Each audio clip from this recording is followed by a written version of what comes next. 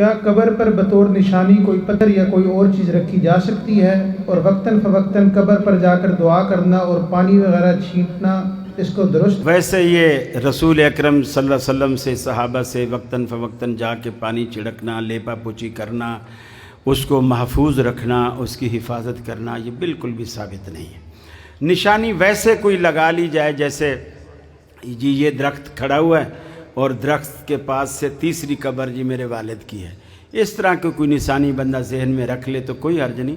باقی باقاعدہ طور پر نشانیاں اٹھا کر لگانا، ایک قبر پہ میں نے کلپ دیکھا، اس میں کتبے پہ اس کی پوری جو زندگی کی ایجوکیشن جو تعلیم تھی نا، میٹرک کہاں سے کیا، انٹر کہاں سے کیا، بی اے کہاں سے کیا، ایم اے، پی ایچ ڈی تک اس کی ڈگریاں قبر کے سرانے جو پتھر لگاتے ہیں اس کے اندر اب پتہ چلے بھی قبر میں جو یہ ڈگریاں تم نے لگائی ہیں اس کا مردے کو کیا فائدہ ہے؟ کیا فرشتے اس سے متاثر ہوں گے کہ یار بندہ پی ایچ ڈی ہے، ہم اس سے کیسے سوال کریں؟